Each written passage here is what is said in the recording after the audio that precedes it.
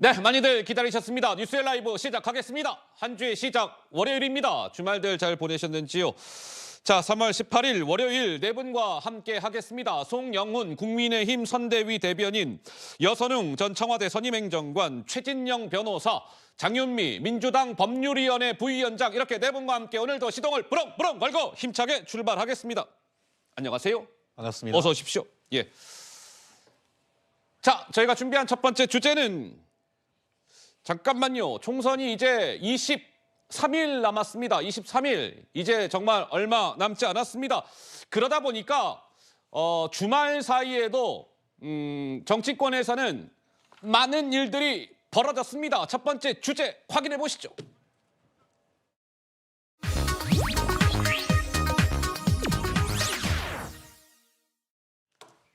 자, 야당 상황, 뭐 또 여당 상황, 이렇게 차근차근 오늘 뉴스의 라이브 시간에 짚어드리겠습니다. 먼저 야당 상황. 야당의 공천도 이제 뭐 사실상 거의 이제 마무리가 된 가운데 양문석 후보가 좀 논란입니다. 지역구가 어디예요? 경기 안산 갑. 이번에 왜 다들 아시는 바와 같이 전해철 의원, 비명계 전해철 의원하고 경선이 진행이 됐고, 전해철 의원이 하위 몇 %였죠? 20%입니다. 하위 20%. 그래서 20% 감사안을 받고 경선이 치러졌는데 결국 친명계 이제 양문석 후보가 이겼어요. 근데 이제 논란이 되고 있습니다. 왜? 이러한 발언들 때문에 노무현 전 대통령을 겨냥해서 뭐 2007년도에는 노무현 기념관을 지을 게 아니라 노무현 매국질 기억관으로 짓는데 나는 양문석 동의합니다.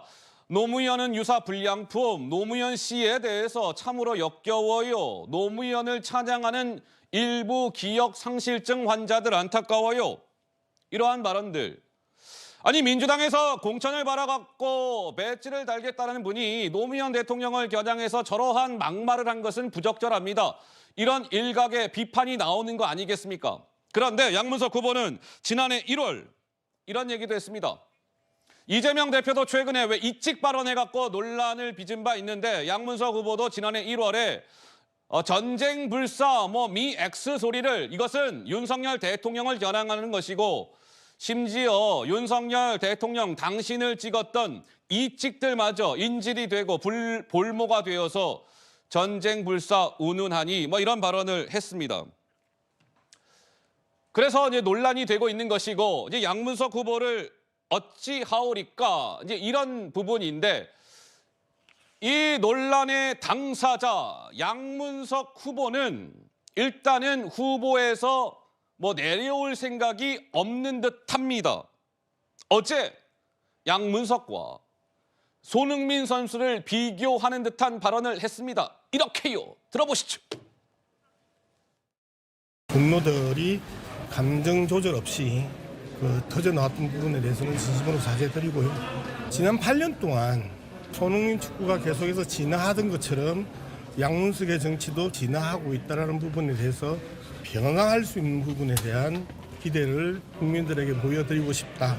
유가족과 많은 지지자들에게 마음의 상처를 준 부분에 대해서는 다시 한번 깊게 사죄드리고 있습니다. 봉화마을 찾아가서 직접 뵙고 말씀을 드려야죠.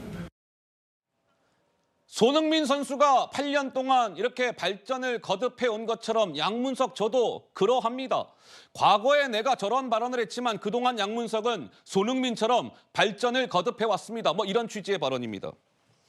그런데 양문석 후보가 어제 또 이런 얘기도 했어요. 저요, 거치와 관련해서 이 후보직에서 내려오겠습니다. 이런 입장은 밝히지 아니한 채 저는 거치 관련해서 전 당원 투표에 맡겨서 뜻을 물어볼 생각은 있습니다.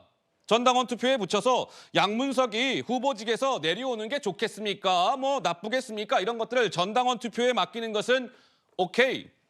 그런 것은 괜찮아요. 이런 입장을 밝혔고, 한 걸음 더 들어가서 이것까지 짚고 제가 지금 질문을 드려볼게요. 양문석 후보가 오늘 경남 김해에 있는 봉화마을을 찾았습니다.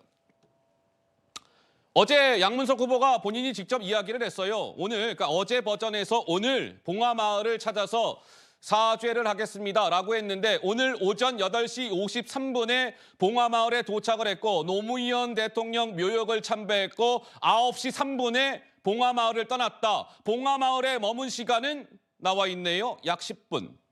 봉화마을을 찾아서 양문석 후보는 이렇게 얘기했습니다. 사죄하는 마음으로 봉화에 왔습니다. 저 양문석, 유가족, 국민에 대한 사죄의 뜻을 밝혔다고 해요. 권양숙 여사 예방 등 추후 일정을 묻는 기자들의 질문에 양팔로 X자를 만들면서 답변하지 않았다. 자, 그런데요. 이 양문석 후보가 김해 봉화마을을 찾았는데 이 영상이나 사진 같은 거를 지금 요 타이밍에서는 나와야 되는데 보여드릴 수가 없어요. 오전에 시간을 공지하지 않은 채 아침에 조금 비교적 이른 시간에 봉화마을을 가서 연합뉴스라는 그 매체만 사진을 몇 장 찍었고 다른 방송사와 통신사는 양문석 후보의 봉화마을의 모습을 촬영할 수가 없었습니다. 송영훈 변호사께서는 어떻게 보세요? 일단은 권양숙 여사하고 만날 수 있는 일정이 전혀 조율되지 않은 것 같습니다. 그러니까 봉화마을까지 갔는데 만나지도 못하고 만날 일정이 있느냐라고 하니까 이제 두 팔로 X자를 들어 보였다는 거 아닙니까? 그러면은 사실상 노무현 전 대통령의 유족으로부터도 용서를 받지 못한 걸로 보여요. 아, 그래요? 그런 점이 있어 보이고 물론 이제 곽상원 변호사 같은 경우에 약간 다른 입장을 밝히고는 있습니다만은 곽상원 변호사 같은 경우는 현재 후보인 입장 아닙니까? 그러니까 좀 정치적인 입장이 있을 것 같고 그런데 민주당에서 벌어지고 있는 이 모든 논쟁의 중심에 가장 핵심적인 건 한 가지가 빠졌습니다. 어떤 거요? 바로 그 주권자에 대한 예의거든요. 주권자에 대한 예의라면? 그러니까 우리가 전직 대통령이나 국회의원 이런 사람들에 대해서 정치적인 예양을 갖춰야 되는 거는요. 그 개인이 좋거나 지지해서가 아닙니다. 이거는 그분을 선출한 국민들께 대한 예의, 존중이거든요. 그 부분이 지금 민주당의 모든 논쟁에 대해서 빠져 있어요. 그러니까 예를 들어서 양문석 후보가 봉화마을을 3번, 4번 찾아가서 권양숙 여사를 찾아뵙고 용서를 받는다고 한들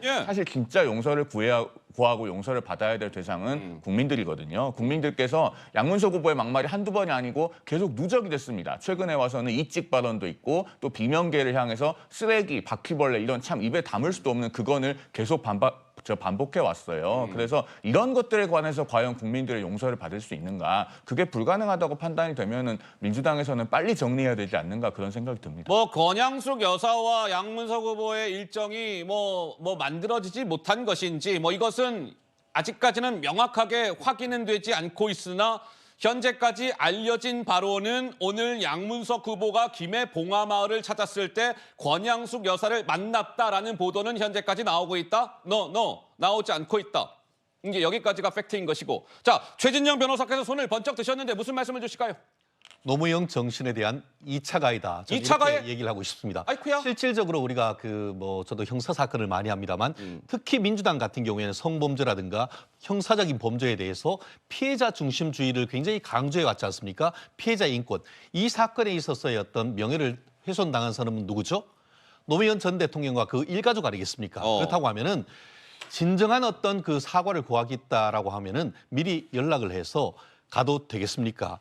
그래도 오라라고 하면은 그때 어떤 진정한 화해가 있을 수 있는 것인데 지금 같은 경우에는 어떻게 보면 안산에서 출발해서 아침에 정말 아침 식사도 하기 전쯤 해서 현장에 갔고 실제 지금 그 노무현 전 대통령의 묘에 대해서는 참배를 했다고 하지만 좀 전에 앵커께서 지적하신 것처럼 전혀 권양숙 여사를 비롯한 유족을 만나지 못한 것 같은 증거가 굉장히 많습니다. 네네. 만약에 이 사건이 실질적으로 어떤 피해자에 의해서 고소 고발이 돼서 재판에 넘겨졌다 했을 때에 이처럼 피해자가 원하지도 않는데 피해자한테 양해도 구하지 아니하고 와서 찾아서 양해를 어떤 사죄를 구한다고 했을 때 과연 어떻게 했을까? 과연 이와 같은 그 어떤 모습 전체가 민주당이 그렇게 주장을 해왔던 피해자 중심주의에 맞는 것인지 오히려 사태를 더 악화하는 것은 아닌 것인지 그렇기 때문에 이 사안은 국민까지 갈 것도 없이 먼저 어떻게 보면은 유족들과 협의를 거쳐서 가는 것이 맞았다. 그것이 아주 전략적으로 큰 실패일 수밖에 없다. 그렇게 얘기할 수밖에 없는 상황인 것 같습니다. 자, 이 양문석 후보와 관련된 이런저런 논란과 관련해서 이재명 민주당 대표는 어떠한 입장을 보이고 있을까? 표현의 자유입니다. 표현의 자유예요. 여러분들께서도 이재명 제 욕을 많이들 하세요. 그런 것도 재미 아니겠습니까? 라고 이야기를 했습니다. 그러니 양문석 후보가 과거에 뭐 노무현 대통령을 겨냥해서 저러한 말을 한 것도 표현의 자유의 이런 부분으로 이해해야 되지 않겠습니까? 라는 취지입니다. 직접 들어보시죠. 노무현 전 대통령이 불량품이라는 발언을 했다는 게 지금 보도가 나왔는데 민주당이 이제 노무현 정신을 강조해 온 것과 좀 매치되는 발언이 아닌가 싶어서요. 네, 여러분 반갑습니다. 윤석열 정권의 무도한 폭정을 멈춰주시기를 부탁드립니다. 노무현 대통령께서는 자신을 비난했다고 비토하지 않았을 겁니다. 맞아요. 저에 대해서 온갖 험악한 얘기들로 비판하는 당내 인사들 많습니다. 그거 제지하면 끝이 있겠습니까? 표현의 자유라고 하는 게 있는 것입니다. 저 욕 많이 하십시오. 막 물어 뜯어도 내가 뭐라 안 그러잖아요. 물어 뜯는 것도 재미 아닙니까?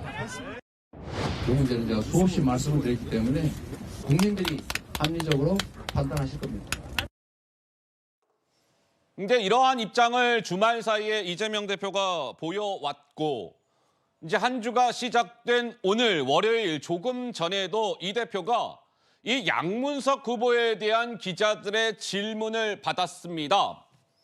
참고로 오늘 이재명 대표는 오전에 서울 마포 지역을 방문해서 거기에 출마한 출마자들을 지원해주는 일정을 소화했는데 그곳에서 양문석 후보에 대한 질문을 받은 이재명 대표 어떠한 반응을 오늘은 보였을까요? 이어서 한번 보시죠.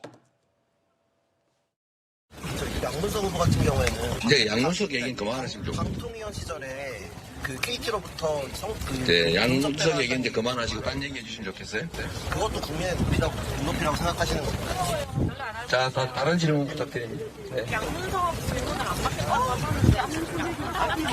하는데 자, 이상으로 기자회견을 마치도록 하겠습니다. 기자들은 아무래도 이 논란이 된 양문석 후보에 대한 질문을 던지고 싶었고 실제로 질문을 던졌는데 이재명 대표는 구체적으로 답변을 하지 않고 기자회견을 마치겠습니다. 이렇게 기자회견을 끝이 났습니다. 여선훈 행정관 보시기에는 이재명 대표는 양문석 후보의 후보직 사퇴라든지 이런 것들은 없다. 이렇게 선을 그었다. 이렇게 봐야 될까요? 좀 어떻게 보시는지요? 네, 이재명 대표가 어제 말씀하신 것처럼 정치인들에 대한 비판 가지고 이제 사퇴까지 한다고 하면은 한도 끝도 없다. 이 말씀을 조금 일반론적인 좀 이야기를 하셨는데요. 그러니까 양문석 후보에 대한 당내 분위기는 약간 조금 엇갈립니다.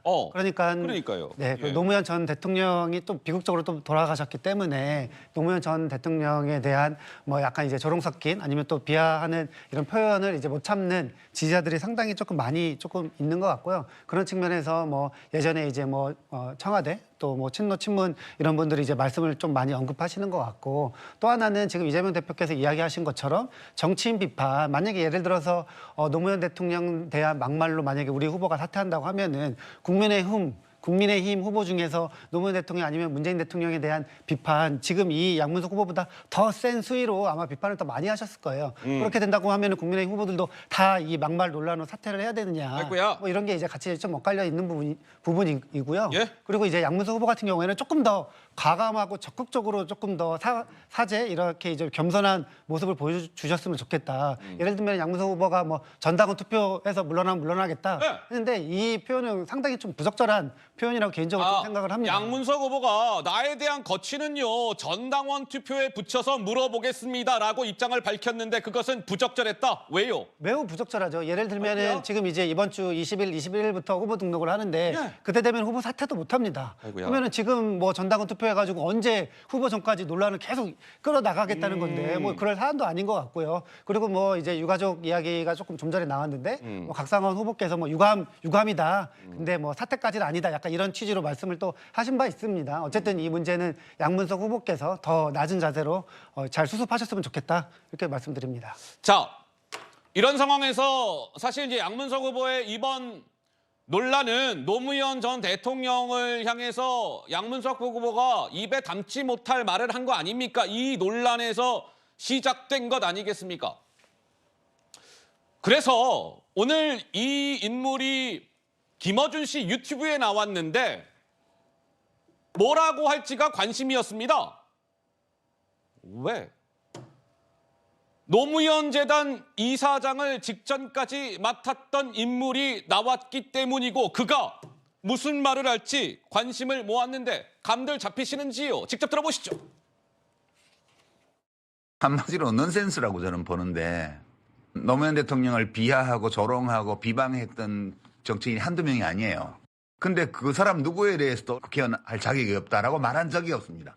공직자로서의 자격 유무를 가리는 기준이 될 수 없다. 그러나 그걸 가지고 너는 공직자가 될 자격이 없어 라는 그거는 노 대통령을 모욕하는 행위라고 저는 봐요. 돌아가시고 안 계신 노무현 대통령 애달캐달 하지 말고 살아있는 당대표한테나 좀 잘하라고요. 자, 한마디로 유시민 전 노무현 재단 이사장, 노무현 재단 이사장을 뭐 직전까지 맡았던 인물이죠. 오늘 김어준 씨 유튜브에 나와서 돌아가신 노무현 대통령 애달게 하지 말고 지금 이재명 대표한테나 잘하세요. 한마디로 양문석 후보의 이번 논란에 대해서 이재명 대표에게 힘을 실어주는 듯한 발언이 유시민 전 노무현 재단 이사장의 입으로부터 나온 건데 글쎄요, 장윤미 변호사님은 좀 어떻게 들으셨습니까? 전직 대통령을 향해서 불량품이니 뭐 이런 표현을 쓰는 게 적절하다고 할 수는 없죠. 이제 아마 다만 이런 부분이 좀 결이 다르다는 것 같습니다. 그러니까 한미 FTA와 관련해서는 노무현 전 대통령이 추진했을 때 진보 진영에서 훨씬 더 강한 비토의 목소리가 나왔었습니다. 이제 그 연장선상에서 좀 부적절한 표현을 쓴 부분을 이제 지적하는 부분이 있는 것 같고요. 환경운동과 관련해서 굉장히 좀 과도한 표현이 나오긴 했는데 전직 대통령이 이제 쓰레기를 줍고 환경운동 이야기를 하시는 건 구조적인 측면에서 접근해야 될 이런 부분과는 좀 너무 단순화하는 게 아니냐 뭐 이런 문제의식을 가지고 있었던 것 같습니다. 다만 이 부분이 문제가 되는 건 사실 노무현 전 대통령에 대한 조롱, 희롱이라고 하면 국민의힘의 전신인 의원들께서 어떻게 하셨습니까? 연극까지 하면서 사실상 쌍욕을 하고 조롱하지 않으셨습니까? 그러니까 그게 기준이 될 수 없다는 이야기를 유시민 이사장이 하는 것 같고요. 다만 당 내부에서 노무현 정신을 계승한다라고 하는 그 민주당이 공천을 한 부분에 대해서는 이제 아마 내부에서도 전선 하나가 더 그어진 건 분명한 사실인 것 같습니다. 오늘 유시민 전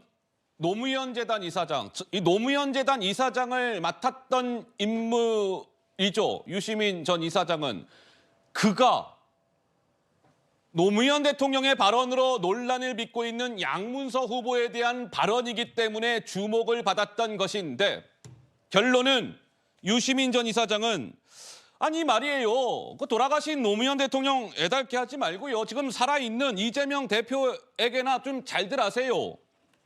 16년 전의 발언을 갖고 뭐 어떤 양문석 후보나 이런 사람을 쫓아내려고 하는 건 이른바 이 노무현이라는 사람을 신격화하는 겁니다. 유시민 전 이사장은 오늘 이렇게 주장했어요. 최진영 변호사님 한 말씀 하시겠습니까? 다른 분은 몰라도 유시민 전 이사장 이름 말씀하면 안 되죠. 아이고야. 왜냐? 얼마 전에 본인이 이제 그 확인되지도 않은 상태를 가지고 내 계좌를 한동훈 어떻게 보면 검찰이 다 뒤졌다라는 식으로 해서 형사 처벌받은 사람 아닙니까? 명예훼손으로 허위 사실 적시에 의한 명예훼손. 그래서 그런 이런 얘기를 합니까? 잘 생각 한번 해보세요.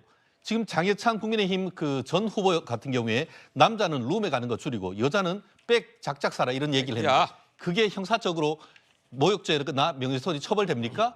법적으로 처벌되지 않습니다. 특정인이 아니고 일반적 명칭을 했기 때문에 예를 들어서 서울 시민의 어떤 그 일반 어떤 그 시민의식이 일본 사람들에 비해서 낮다는 그 표현도 형사적으로는 법적으로 문제가 되지 않습니다. 그런데 지금 얘기하시는 것처럼 지금 양문석 후보가 얘기하는 뭐 바퀴벌레, 쓰레기 근데 이런 부분은 명시적으로 이 케이스는 사람의 특정인에 대한 어떤 그 명예훼손이 될 수 있는 사안입니다.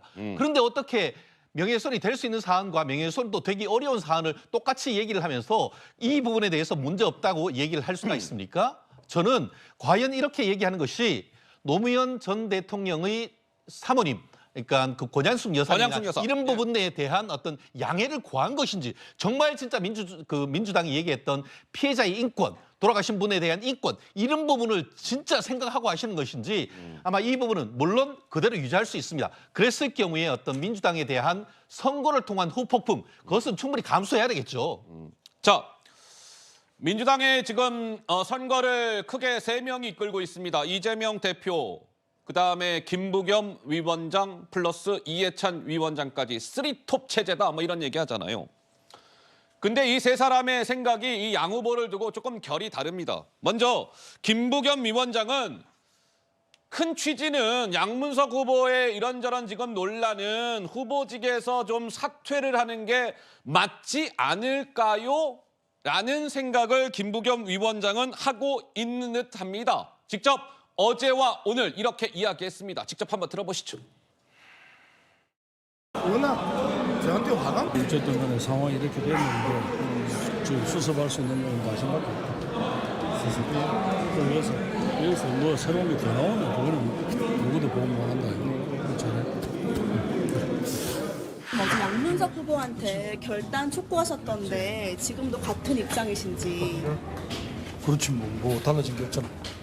이재명 대표나 이해찬 위원장님은 이제 그만하자. 이제 그걸 왜 내한테 물어? 하셨는데.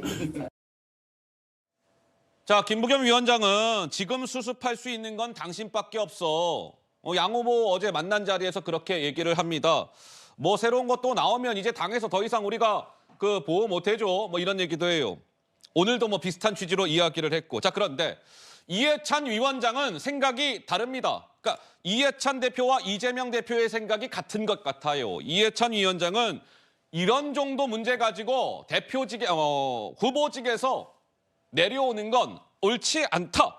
뭐 이런 입장을 밝혔다고 합니다. 이해찬 위원장의 목소리가 준비가 되어 있습니다. 이어서 한번 들어보시죠. 그대로 가야 된다고 말씀을 하셨더라고요. 나는 인터뷰 안 해요. 양문석 후보 관련해서 입장 간단하게 좀 들을 수 있을까요? 좀 선거 때는 흔들리면 안 된다 이런 취지로 말씀을 하셨던 것 같은데. 그만해요. 인터뷰 안 한다고 했잖아요. 네, 인터뷰 안 한다고 했잖아. 이렇게 기자들한테 얘기했는데 어떤 언론사 기자와 만나서는 선거 때는 그런 것 등에 흔들리면 안 된다. 그대로 가야 된다. 뭐 후보직에서 내려오거나 그런 일이 있어서는 안 된다. 이렇게 이야기를 했다라고 하는데 글쎄요. 양문석 후보를 두고 민주당 내가 좀 이렇게 의견이 엇갈리고 있습니다. 한번 보시죠. 이 지금 그래픽에 등장해 있는 민주당 인사들, 뭐 친문, 친노 진영의 인사들이 뭐 대부분이기는 한데 양문석 후보의 거취를 좀 결정해야 된다. 후보직에서 내려오는 게 맞다라는 취지의 주장들이 주말 사이에 잇따랐습니다. 뭐 정세균 노무현 재단 이사장부터 해갖고 뭐 이광재, 윤건영, 고민정, 임종석 전 실장까지. 임 전 시장 최근에 좀 조용했는데 소셜미디어에 좌고 우면할 시간이 없다. 뭐 이렇게 올렸어요. 여선홍 행정관 보시기에는 어떻습니까? 당내에 이거 생각들이 좀 달라가지고요. 이거 좀 계속해서 좀 시끄러울 것 같은데 좀 정리가 잘 될 거라고 보십니까? 좀 어떻게 보세요? 저는 뭐 아까도 말씀드린 것처럼 이게 이제 평가가 약간 조금 다르게 해석하시는 분들, 받아들이는 부분들이 조금 있는 것 같고요. 뭐 당연히 이제 뭐 노무현 때 그리고 문재인 때 그 청와대에서 근무하신 분들 같은 경우에는 노무현 대통령, 전 대통령 각별하게 이제 생각하시기 때문에 저렇게 이제 세게 아니면은 뭐 양문석 후보 관련해 가지고 말씀을 좀 하시는 거라고 보고요. 예. 그런데 이제 뭐 이번 주에 이제 후보 등록하고 지나간다고 하면은 사실은 이 문제는 충분히 좀 수습될 수 있다 이렇게 조금 판단할 수밖에 없을 것 같고요.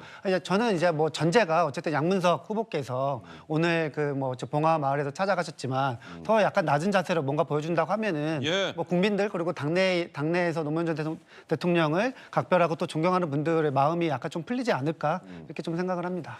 자, 뭐 어떻게 양문석 후보 문제가 정리가 될지 그냥 뭐 계속 하게 될지 뭐 그와 반대의 결과가 나오게 될지 한번 좀 지켜보도록 하겠습니다. 총선은 이제 23일 남았습니다. 민주당의 주말 사이에 또 다른 논란은 뭐 이 지금 양문석 후보와 더불어서 또 하나의 논란은 바로 이것이 있었습니다. 박용진 후보의 문제, 그러니까 강북 의뢰 문제죠. 왜? 정봉주 후보가 목발 발언으로 이제 후보직 공천이 취소된 이후에 주말 사이에 이 강북을 지역을 두고 이렇게 저렇게 좀 논란이 이어졌는데 먼저 결론은 다시금 강북을의 현역 박용진 의원과 이 사람이 또 한 번 경선을 치르게 됐습니다. 박용진 의원의 상대는 누굴까요? 직접 확인해 보시죠. 때는 2015년 새누리당 선거 공천에 박근혜 대통령이 대통령 신분으로 개입했다는 겁니다. 피고인은 헌법에 의해 보장된 핵심 가치를 유린했습니다. 이 말을 했던 검사, 서울중앙지검 소속이었고요. 그 당시 서울중앙지검장은 윤석열 대통령이었습니다. 지금 국민의힘의 내부 질서, 민주적 절차에 의해서 형성되고 있습니까? 아니면 용산에 의해서 형성되고 있는 걸까요? 윤석열 대통령이 만약에 국가공무원법과 헌법을 어긴 것이라면 헌법상의 탄핵 사유가 됩니다. 누군지 맞아. 내가 과거에 좀 봤던 인물이야. 맞아요. 왜 그 알릴레오라고 노무현 재단에서 운영하는 유튜브 있잖아요. 거기에 유시민 당시 노무현 재단 이사장이랑 이 조수진 변호사가 지금 보시는 바와 같이 여러 차례 방송 같이 하고 했습니다. 그 조수진 변호사 맞습니다.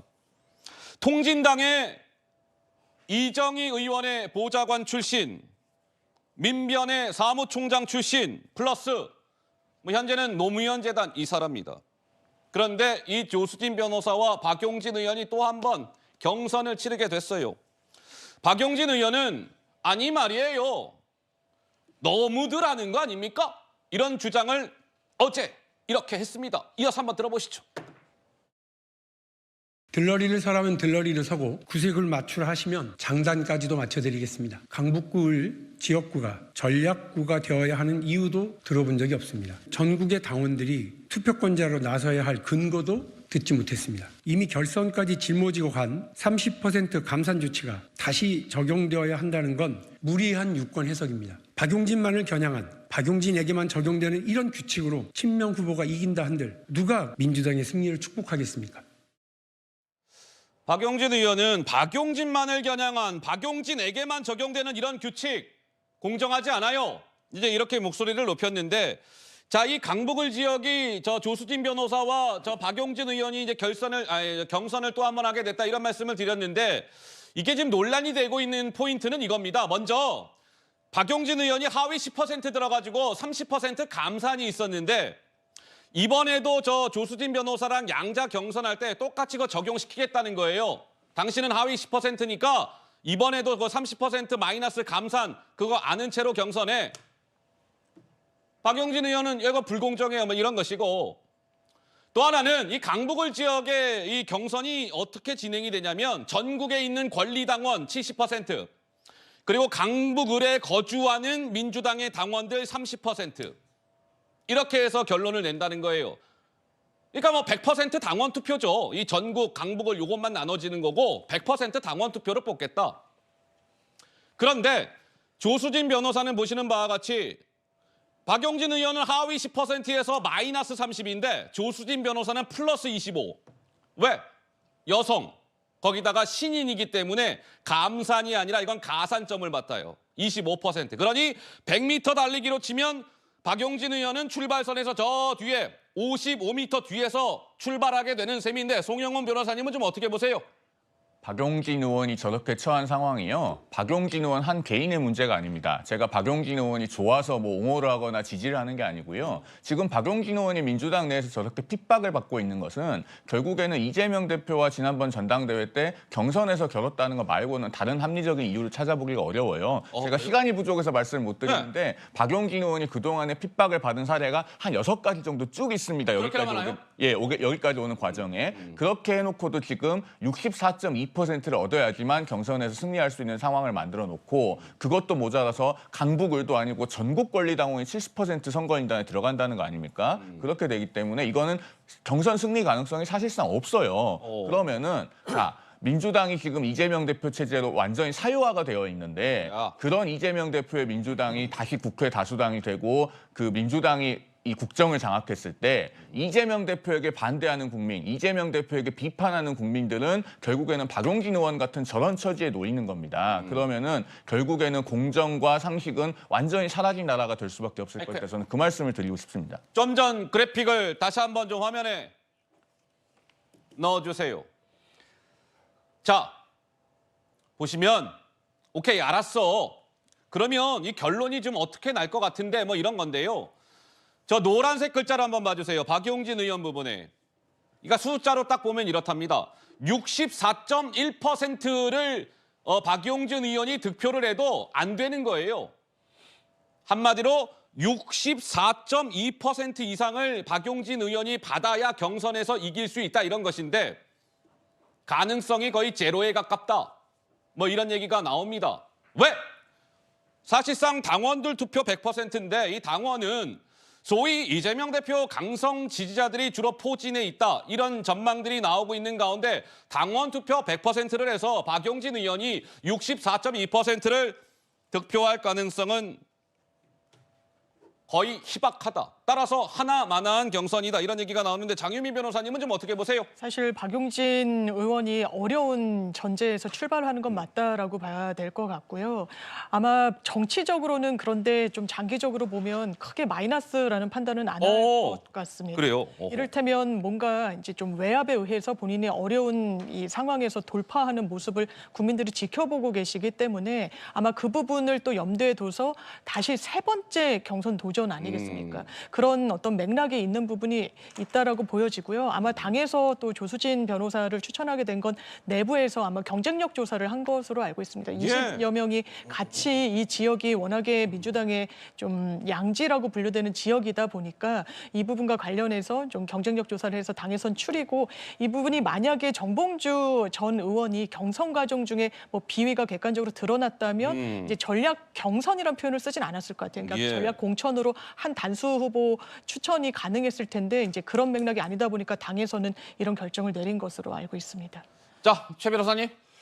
저는 다른 측면에서 예. 이재명 대표의 정치적 어떤 발언의 진정성에 대해서 좀 말씀드리고 싶은데요. 아마 많이들 기억하실 겁니다. 지난 그 민주당 그 전당대회 과정에서 뭐라고 했습니까? 사자우를 던지면서 박용진 후보도 공천 걱정하지 않는 민주당을 만들겠다고 했습니다. 예. 근데 알고 봤더니만 내가 박용진 공천 받는 거 걱정하지 않는 민주당 만든다고 해서 진짜 그런 줄 알았냐 이렇게 된 건 아니겠습니까? 실질적으로 계속해서 어떻게 보면 지금 의원에 대한 어떤 공천에 대한 어떤 정당성 이 얘기를 하지만 오히려 저는 그것보다도 이재명 대표의 진정성, 정치적 발언의 진정성에 대해서 얘기하지 않을 수 없는 건 아니겠습니까? 정말 그때의 이제 전당대회에서 나를 지원해달라. 왜냐?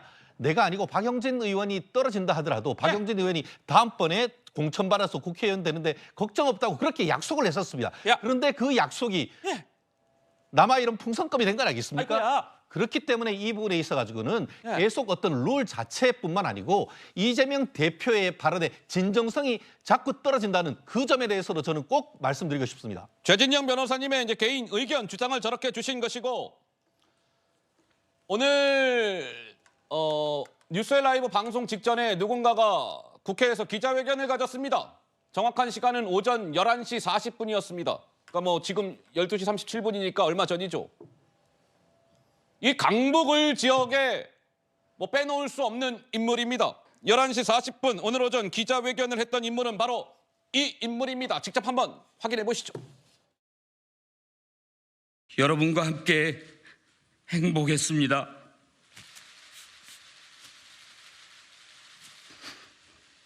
하지만 짧았던 행복을 뒤로하고 지금은 진격의 시간입니다.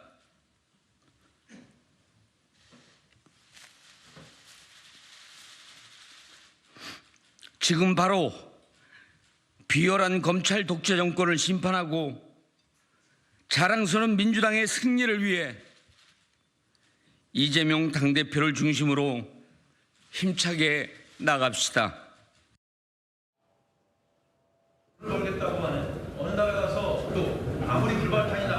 바로 이번 강북을에서 공천이 취소가 된 정봉주 전 의원이 기자회견을 가졌습니다.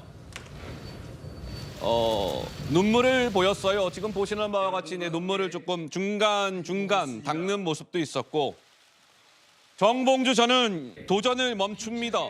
이재명 대표 중심으로 이제 뭉쳐야 합니다. 백브리핑에서는 이런 얘기도 했더군요.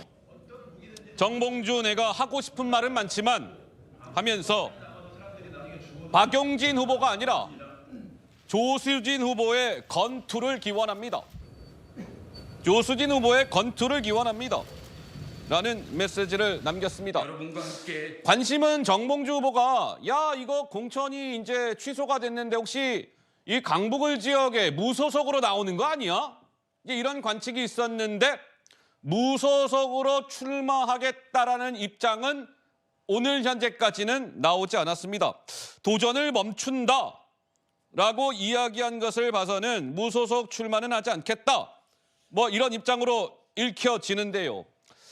자, 어쨌든 강북을이 이렇게 저렇게 총선 끝까지 좀 논란이 되고 있는 상황인데 이제 조만간에 박용진 이제 후보는 강북을 해서 3번째 경선을 치르게 된 거 아니겠습니까? 처음에 3자 경선했죠, 결선했죠, 이번에 조수진 후보랑 또 한 번 하게 되는 거니까요. 그 결과가 어떻게 나오느냐에 따라 또 한 번 논란이 조금은 더 이어지게 되지 않을까 싶습니다. 이런 가운데 차은우와 이재명 대표를 비교하는 질문에 망설임 없이 차은우라고 대답했던 민주당의 서울 도봉갑 후보 안귀령 후보. 이재명이라고 참 외쳐요. 제가 이거 얘기할 때마다 헷갈려요. 지난번에도 제가 반대로 얘기했거든요. 이재명과 차은우의 질문에 이재명이라고 대답했던 안귀령 후보. 그런데 안귀령 후보가 이번에는 선거법 위반 논란에 휩싸였습니다. 노래를 부르는 장면이 등장할 겁니다. 직접 확인해 보시죠.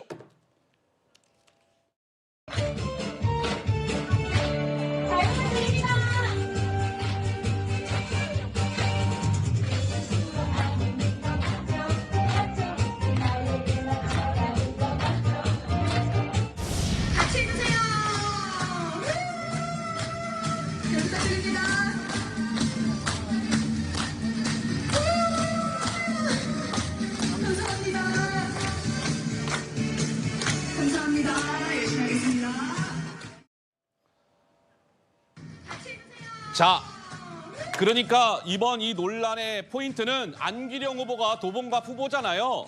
근데 보시는 바와 같이 안귀령이라는 이름이 쓰여져 있는 파란색 점퍼를 입고 이제 어르신들이 노래 이렇게 배우고 하는 그곳을 간 거예요. 근데 문제는 저 마이크죠. 마이크를 쥐었다. 근데 저것까지도 사실은 문제가 아니에요. 문제는 파란색 점퍼를 입고 마이크를 쥐고 안귀령 후보가 중간에 있던 저 발언. 잘 부탁합니다. 왜 그러냐면 3월 28일부터 공식 선거운동이 시작이 되는데 그 전까지는 후보가 마이크를 잡고요.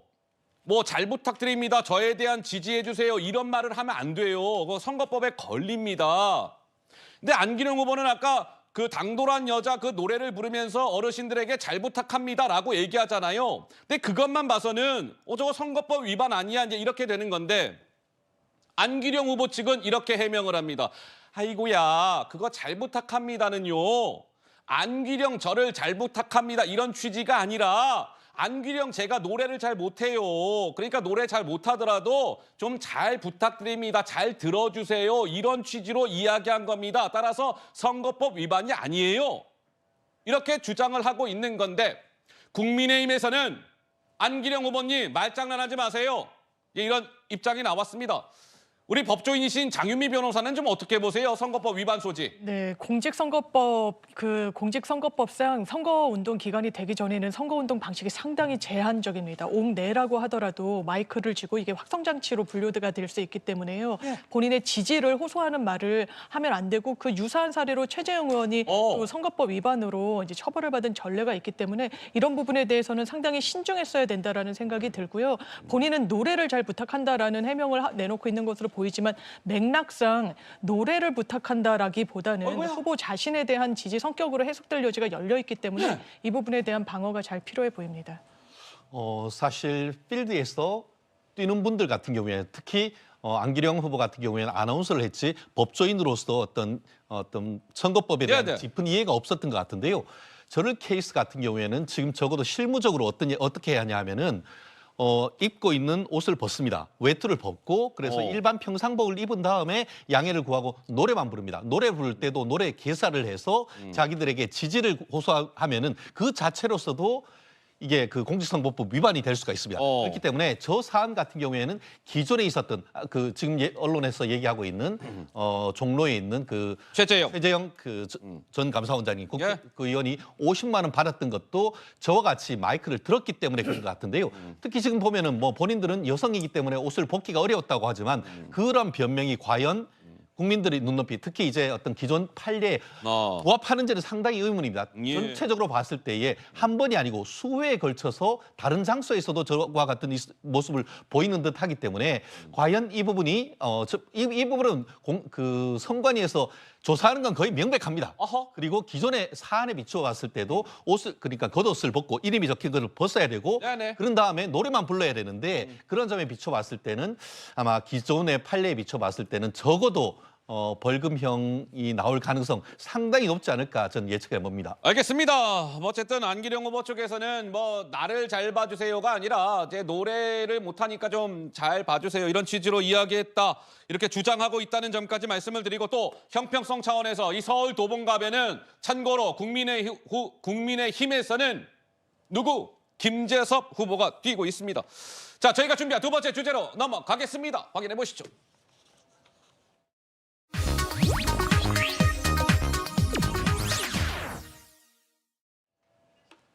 자, 그렇다면 이제 여당의 뭐 이런저런 상황을 좀 짚어보겠습니다. 여당도요, 주말 사이에 뭐 이렇게 저렇게 좀 일들이 있었습니다. 먼저 한동훈 비대위원장 어제 그리고 오늘 아침에 한동훈 비대위원장이 회의를 9시에 주재를 했습니다. 앞으로 오늘부터의 회의는 뭐 늘 제가 방송에서 한동훈 비대위원장이 오늘 비대위 회의를 주재했습니다. 이렇게 말씀을 드렸는데 이제 그게 아니에요.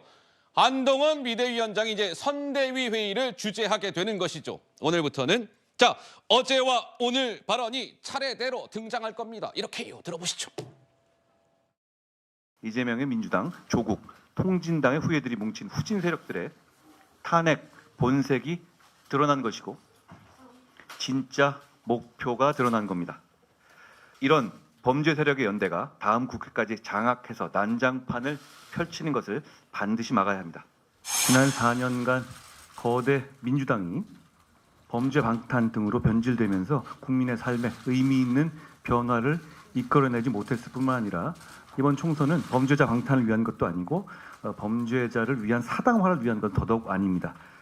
민주당에 주시는 한 표는 이재명 대표를 위해 쓰이겠지만 국민의힘에 주시는 한 표는 동료 시민의 미래를 만들 것이라는 말씀을 드립니다. 한동훈 비대위원장이 자, 이재명 민주당 대표의 그 속내가 드러났습니다. 라고 하면서 탄핵이라는 두 글자를 이야기하죠. 이재명 대표가 지난 주말 사이에 굉장히 많은 곳을 다녔습니다. 특히 이 수도권의 뭐 경기도 지역을 뭐 여러 군데 다녔는데 윤석열 대통령의 탄핵을 암시하는 듯한 발언이 이곳 저곳에서 많이 나왔습니다. 촛불, 해고, 중도 해지, 알바도 일 못하면 중도에 그만둬요. 스톱, 미스터 프레지던트 윤,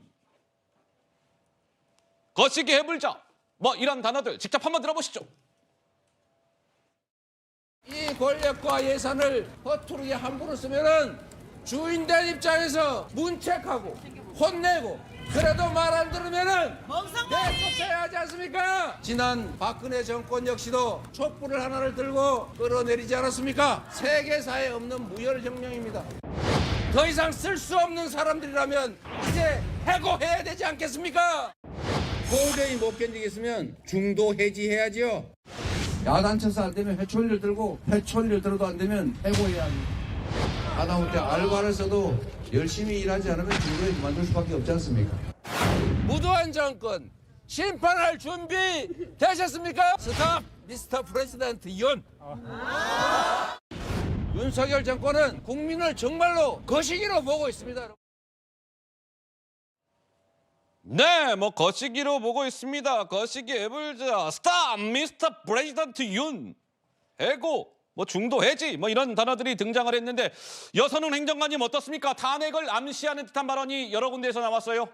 네, 여기 지금 뭐 화면에 이제 제목에 나와 있는 것처럼 심판론 전쟁 가열되고 있다. 이게 사실은 정권 심판론은 민주당의 이제 선거 전략이고 프레임이거든요. 그런데 지금 민주당 입장에서는 윤석열 정부 정권 심판론을 계속 부각할 수밖에 없는데 조금 아쉬운 것이 이제 뭐 민주당이 아니라 국민의힘 이걸 맞받아칠수록 계속 정권 심판론은 계속 이번 선거 국면에서 이제 계속 이제 주제가 되고 화제가 될 거다. 그러니까 저는 그 한동훈 비대위원장이 그러니까 이재명 대표를 계속 맞받아치는 이러한 이제 뭐 언행보다는 저는 계속 줄곧 주장하지만 어쨌든 중도층 확보할 수 있는 그런 메시지들을 던져야 된다. 근데 최근에 이제 이번 주말 사이에 뭐 국민의힘에서 여러 이제 뭐 논란들이 있었는데 사실 한동훈 위원장이 최근에는 달라진 모습을 조금 보여주고 있습니다. 그러니까 뭐 지금 여권에서 보는 뭐 지금 이제 막말로 인한 후보자들 사퇴도 굉장히 빠르고 즉각적으로 하고 있고요. 그리고 또 이제 뭐 황상무 논란 그리고 이종섭 대사 논란 같은 경우에도 한동훈 비대위원장이 이제 용산과 다른 목소리를 보여주고 있어서 한동훈 위원장은 새로운 전략을 조금 다시 한번 좀 가지고 와서 이제 세게 드라이브를 걸어야 된다 이렇게 좀 생각을 합니다. 자, 그런데 이재명 대표가 최근에 이제 선거가 임박해 오면 임박해 올수록 이 뭐랄까 발언의 이 수위나 쓰는 단어나 이런 게 좀 이렇게 수위가 높아졌습니다. 아까 뭐 이제 탄핵을 암시하는 듯한 뭐 이런 발언들도 그렇고요. 간덩이가 부어 터졌어요. 윤석열 대통령을 겨냥하는 발언 같아요. 술 먹을 시간이 어디 있습니까? 시정잡배, 뭐 껌찍찍 씹고 뭐 후안무치 이런 단어들이 등장할 겁니다. 직접 한번 들어보시죠.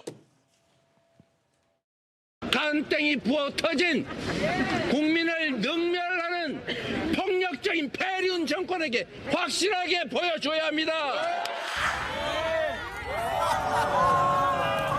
입틀막 정권 술 먹을 시간이 어디 있습니까? 제가 성남시장을 할 때 시장의 1시간은 100만 시간의 가치가 있다고 실제로 생각했습니다. 경기도도 마찬가지입니다, 여러분. 계속 도지사 할 걸 그랬어요. 입에도 담기 어려운 더러운 말, 소위 시정잡배, 껌찍찍 씹고 다리 들들 떠는 이런 사람들조차 쓰지 않는 말, 그걸 당시에 한나라당이었나요? 수치심도 없습니까? 어떻게 그렇게 후한무치할 수 있어요? 네, 뭐 저것은 이제 소위 입틀막 뭐 이렇게 퍼포먼스도 하고 했어요. 송영문 변호사님은 쭉 들으시면서 무슨 생각이 드시나요? 자꾸 지금 이재명 대표가요 본인에게 되돌아갈 말을 하고 있어요. 그 폐륜 얘기하면은 사실은 형수 욕설부터 떠오르고요. 그다음에 저런 무슨 입틀막 퍼포먼스를 하고 뭐 양문석 후보가 막말한 것은 표현의 자유다 이렇게 얘기를 하는데요. 이재명 대표는 표현의 자유를 입에 올릴 자격이 없어요. 지난번 대선 때 뭐 했었습니까? 그 지금 성남 수정에 있는 그 장영하 변호사가 대선 때 굿바이 이재명이라는 책을 썼습니다. 그분이 성남에서 오래 활동했기 때문에 이재명 대표가 변호사 시절에 뭘 했고 성남 시장 시절에 뭘 했고 이런 걸 너무너무 잘 알아요. 그래서 굿바이 이재명이라고 한 책을 내니까 이재명 대표 바로 뭐 했습니까? 법원에다가 출판금지 가처분 냈어요. 아예 책을 분석행위하려고 했던 분입니다. 그리고 뭐 권력과 예산을 허투루 함부로 쓰면은 문책하고 혼내고 내쫓아야 된다 이렇게 말씀하시는데 그게 바로 이재명 대표가 성남시장 시절에 벌어진 대장동, 백현동, 경기도지사 시절에 벌어진 법인카드 유용 이런 거 다 본인한테 무관하지 않은 이야기 아닙니까? 본인이 지금 이런 것에 대한 책임을 져야 되고 그게 시장 시절, 도지사 시절에 드러났으면 오히려 본인이야말로 주민 소환돼가지고 쫓겨났을 것이다. 저는 그런 말씀드립니다.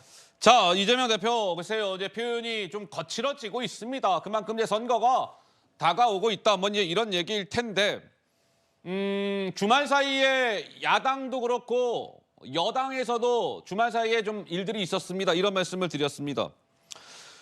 먼저 부산에서 수영구에서 경선에서 이겨가지고 공천을 확정지었던 장해찬 전 국민의힘 청년 최고 결국 공천이 취소가 됐습니다. 고개를 숙이며 사과까지 했는데 공천이 취소가 됐습니다. 먼저 영상 하나 만나보시죠. 여러분, 저는요, 저의 어떤 과거 페이스북에 좀 철없고 혈기 넘치는 발언들이 문제가 된다? 좋습니다. 제 과거 페이스북 마음껏 털어요. 이재명 대표와 민주당에게 완전한 자책골이 될 수밖에 없다는 거죠.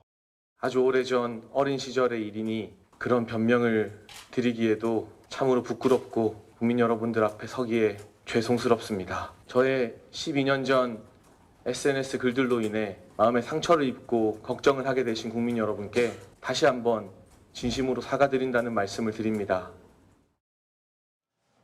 자, 과거에 장해찬 전 청년 최고가 소셜미디어에 막 이렇게 저렇게 올린 글들이 논란이 됐습니다. 그러니까 주말 사이에 국민의힘이 공천을 취소했는데 지금 보시는 바와 같이 한번 보시죠. 부산 수영구는요, 지금 장해찬 전 청년 최고가 이제 공천이 취소가 됐고 그 자리에 공천을 누구를 했느냐? 정연욱 전 동아일보 논설위원을 공천을 했고요. 일전에 먼저 대구 중남구의 도태우 변호사가 또 5.18 발언 등으로 공천이 취소됐고 거기에는 김기웅이라는 전 통일부 차관을 공천을 했습니다.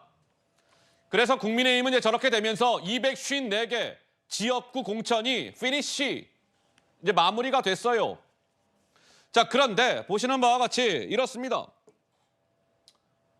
도태우 변호사는 다들 아시는 바와 같이 박근혜 전 대통령의 왜 국정농단 때 변호를 했던 사람. 그러니까 박근혜의 어떻게 보면 심볼 느낌이 있어요.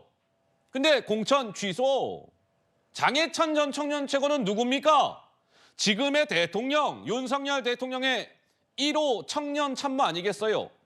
그러니까 약간 장해찬 전 청년 최고도 윤석열 대통령의 일종의 약간 심볼의 느낌이 있는데 역시 이거 안 되겠다. 공천 취소. 이렇게 된 거예요. 그런데 도태우 변호사 같은 경우는 저는 책임을 통감하면서도 이번에 대구 중남구에 무소속으로 출마하겠습니다. 이렇게 밝힌 가운데 장해찬 전 청년 최고가 잠시 후에 이렇게 예고를 했습니다. 오후 2시에 그러니까 1시간 정도 후에 기자회견을 하겠다 이렇게 예고를 했어요. 보시는 바와 같이 3월 18일 월요일 14시 2시에 부산시 의회에서 기자회견을 하겠다. 그래서 도태우 변호사처럼 장해찬 전 청년 최고도 부산 수영에서 무소속으로 출마하는 거 아니야? 이런 관측이 나오는데 최진영 변호사님은 좀 어떻게 보세요? 제가 봤을 때는 무소속 출마한다기보다는 본인이 이번 22대 총선에서 국민의힘의 승리를 위해서 하나의 미래를 있겠다라는 식으로 낮은 자세로 갈 가능성이 크고 마땅히 저는 그렇게 해야 된다라고 봅니다. 최진영 변호사님은 장해찬 전 청년 최고가 1시간 후에 있을 기자회견에서 무소속 출마보다는 내가 이 총선 승리를 위해서 일조하겠다 이런 낮은 자세를 보일 가능성이 커 보인다. 그렇게 해야 되고 그렇게 하라고 이번에 읍참마숙한 건 아니겠습니까? 예. 실제로 잘 생각을 해보세요. TK, PK에서 절대적인 지지를 받는 사람이 TK에서 지금 도태우 후보 그리고 PK에서 가장 좋은 지역이라고 할 수 있는 곳에 장해찬 후보입니다. 그리고 그 뒤에 정치적 호결인이 누구 있냐 생각해보면 도태우 후보 같은 경우에는 박근혜 전 대통령의 그림자가 굉장히 강하고 윤석열 대통령의 그림자가 장해찬 후보 뒤엔 있지 않습니까? 그럼에도 불구하고 결국 선거의 승리, 특히 수도권 선거의 승리를 하기 위해서 읍참마속의 심정으로 지금 공관위 그리고 나아가 비대위에서 결정을 했는 사안입니다. 예. 만약에 여기에서 잡음이 나오고 이른바 흰옷 입고 나간다 이렇게 할 경우에는 결국 단순히 본인의 어떤 정치적 미래에 대한 어떤 어두움뿐만 아니고 이번 22대 국회에서 서울 경인 지역에 미칠 수 있는 굉장히 큰 악영향이 있다는 것을 누구보다 잘 알 것입니다. 물론 지금 도태우 후보 같은 경우에는 굉장히 억울한 점 잘 알고 있습니다. 네? 하지만 그럼에도 불구하고 만에 하나 그와 같이 흰옷 입고 무소속 나오는 거에 대해서는 정말 본인이 다시 한번 좀 더 시간을 두고 판단을 해야 되고 더 지금 현재로서 국민의힘으로서 절실한 것은 22대 국회의 승리인 것이지 네. 사실 22대 국회에서 재보궐선거도 있는 그런 부분이라고 한다고 하면은 조금 더 깊은 호흡으로 가는 것이 맞다고 저도 생각하고 이 방송을 통해서 도태우 후보나 또 장해찬 후보께도 정말 간청하는 그런 생각입니다. 알겠습니다. 장해찬 전 청년 최고 잠시 후 1시간 후에 있을 부산에서의 기자회견에서 어떠한 입장을 밝힐지 봐야 되겠습니다. 자, 한동훈 국민의힘의 비대위원장 어제 지금 여권의 고민은 크게 또 두 가지가 있습니다. 뭐냐면 하나는 이종섭 호주대사 문제 플러스 황상무 대통령실 시민사회 수석비서관의 이른바 기자 뭐 흉기 테러 이 발언 논란. 한동훈 비대위원장 어제 이렇게 이야기했습니다. 직접 한번 들어보시죠. 이종섭 대사 관련한 문제 관련해서는 공수처는 즉각 소환을 통보해야 하고 이종섭 대사는 즉각 귀국해야 한다고 생각합니다. 이 문제는 총선을 앞두고 정쟁을 해서 국민들께 피로감을 드릴 만한 문제가 아니라고 생각합니다. 즉각 소환하고 즉각 귀국해야 한다고 생각합니다. 황상무 수석의 발언이 부적절했다는 말씀은 제가 이미 드린 바 있습니다. 국민 눈높이에 맞지 않는 발언이고 본인이 스스로 거취를 결정하셔야 한다고 저는 생각합니다. 자, 한동훈 비대위원장 어제 입장을 밝혔습니다. 이종섭 이 호주 대사 문제는 빨리 공수처도요. 시간 뜸들이지 마시고 빨리 소환 통보하시고 그에 맞춰서 이종섭 호주 대사는 국내에 들어와서 빨리 조사 받으시오. 뭐 이런 것이고 황상무 수석은 스스로 거취를 좀 결정하는 게 어떻겠습니까? 이렇게 이야기했습니다. 대통령실에서도 오늘 오전에 입장이 나왔어요. 이종섭 대사 문제와 관련해서 한동훈 비대위원장하고 뭐 비슷한 결입니다. 이종섭 호주 대사 이 공수처가 만약에 소환을 요청해 오면 언제든지 국내에 들어올 겁니다. 그래서 조사 받을 거예요. 공수처가 소환도 하지 않은 상태에서 무작정 한국에 들어와서 공수처가 언제 부를지도 모르는데 마냥 기다리라고 하는 것은 매우 부적절합니다. 근데 또 이 대통령실에서는 이 여권에 대한 약간 불쾌감도 좀 느껴져요. 아니 이종섭 대사가 어디 도망간 겁니까? 아니 언제든 지금 오겠다고 하지 않았습니까? 자기들 살겠다고 여권 전체를 위험에 빠뜨리면 안 돼요. 또 다른 관계자는 공수처가 소환 통보해야 하는 문제를 여당까지 나서는 것은 적절하지 않다. 먼저 이렇게 됐고 황상무 수석은 스스로 거취를 판단하는 게 좋겠습니다. 한동훈 비대위원장은 이렇게 얘기했는데 여선웅 전 행정관께서는 이 두 가지 문제가 총선을 앞두고 어떻게 여권이 좀 스무스하게 좀 해결이 될 거라고 보십니까? 좀 어떻게 보세요? 지금 방금 이제 대통령실 입장 보니까 이게 아까 조금 길게 가겠다. 사실은 어제 한동훈 비대위원장의 어떻게 보면 강경한 메시지가 나왔고요. 어제 그 서울에서 출마한 후보들 안철수, 김은혜, 뭐 이해운, 윤희숙, 원희룡 모든 후보들이 이종섭 그리고 황상무 문제 빨리 정리하자 이렇게 입장을 냈거든요. 그리고 윤희숙 후보 같은 경우에는 한동훈 비대위원장 말씀 너무 감사하다 이렇게까지도 이야기를 했습니다. 그런데 지금 약간은 지금 나오는 용산에서의 뭐 관계자 발로 나오는 멘트들을 보니까 약간 분위기가 약간 이 선거 국면이랑 약간 좀 동떨어져 있는 느낌이 있다. 오늘 대통령실의 분위기를 보고 한동훈 비대위원장 또 그리고 민주당 또 서울에 나선 후보들의 입장이 만약에 또 재반박 또 강하게 요구하는 입장들이 나온다고 한다면은 이거는 선거에 상당한 부정적인 영향을 끼칠 것이다 이렇게 조금 판단할 수밖에 없을 것 같습니다. 알겠습니다. 자, 이종섭 대사 문제는 공수처가 소환을 통보하고 국내에 이종섭 대사가 들어와서 뭐 언제쯤 이렇게 조사를 받게 될지 이제 그것이 이 논란에 이제 좀 앞으로 뭐 이게 장기화되는지 좀 일단락이 되는지 분수령이 될 것 같고 황상무 수석 문제는 스스로 자진 사퇴를 하느냐 마느냐 이제 이 부분에 좀 이 논란의 이 포인트가 모아진 것 같은데 최종 결론은 또 어떻게 날지 한번 지켜보도록 하겠습니다. 격전지 두 곳을 좀 스피드하게 짚어드려야 되겠네요. 먼저 여론조사가 나왔습니다. 주말 사이에. 이 여론조사 먼저 인천 계양을입니다. 먼저 영상이 하나 준비가 되어 있습니다. 확인해 보시죠. 계양을 빛내고 바꿀 사람. 야 반갑습니다. 아이고 이거 반갑습니다. 혹시 여기를 히말라야로 알고 오신 건 아니죠? 히말라야로 알고 왔죠. 히말라야. 영광입니다. 계양산에서 히말라야까지 오릅시다 여러분. 이재명 화이팅! 화이팅! 오케이. 민주당 화이팅! 민주당 화이팅! 얘가 바깥에서 덜덜 피우고 사인하고 싶다고. 내려오세요. 이게 뭐예요? 관악구도 한번 오셔요. 관악구? 네. 관악구는 우리 민주당세가 워낙 강해서. 근데요, 아파트가 많이 생겨가지고 그렇게 옛날 안 같아요. 자, 원희룡 후보, 이재명 대표의 모습을 보고 왔는데 개항을 이 중앙일보가 갤럽하고 한 조사입니다. 그런데 원희룡 40, 이재명 48, 8%포인트 차이. 이 조사 역시도 이제 오차 범위 안에 들어와 있는 거예요. 아마 저 오차 범위가 플러스 마이너스 4.4입니다. 그러니까 이제 오차 범위 안에 있는 것이고.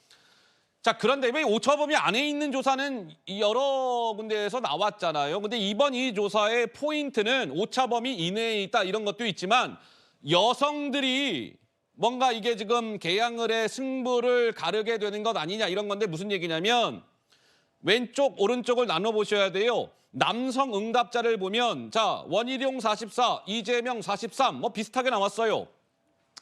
그런데 여성 응답자를 보면 원희룡 37, 이재명 52. 그러니까 여성 쪽에서는 이재명 대표가 원희룡 후보를 이렇게 좀 한참 앞서는 거죠.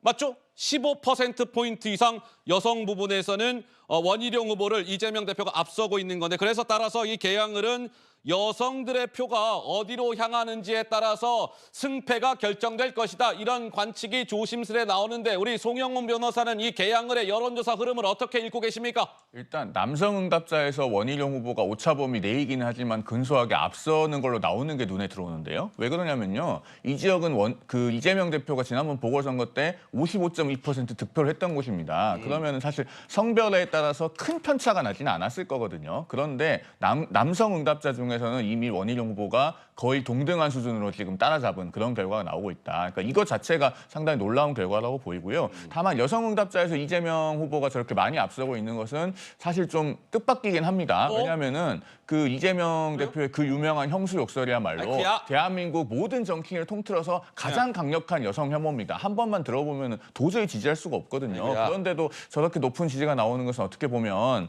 그 이재명 대표가 경기도지사 시절에 그 김혜경 씨가 법인카드 사용하고 이런 것들을 어떻게 보면 남편의 아내에 대한 지극한 사랑으로 해석하는 시선이 있는 것이 아닌가 그런 생각마저 듭니다. 어쨌든 개인적으로는 잘 수긍은 안 되는데 원희룡 후보가 이 지역에서 여성 유권자들에게 더 어필할 수 있도록 뭔가 특단의 대책이 필요할 것 같다라는 생각도 듭니다. 알겠습니다. 송영훈 변호사님의 이제 개인 의견 주장을 이렇게 주신 것이고 어쨌든 개항을은 선거 끝까지 아주 254개 지역구 가운데 가장 뜨거운 관심 지역이 될 것 같습니다. 이번에는 개항에서요 서울로 들어와서 서울 가운데서도 이 한강벨트의 핵심 지역이라고 일컬어지는 서울 중성동 갑.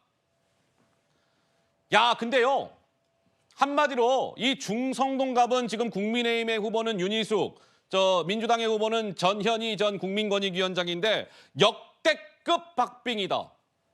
박빙도 그냥 박빙이 아니라 역대급 박빙이다. 이런 얘기가 나오더군요. 왼쪽 이번에 똑같이 중앙일보가 갤럽이랑 한 조사에 보면 윤희숙, 전현희 숫자가 똑같아요. 3939. 그런데요. 이게 역대급 박빙이라는 얘기가 나오는 이유는 오른쪽이 뭔데? 오른쪽은요.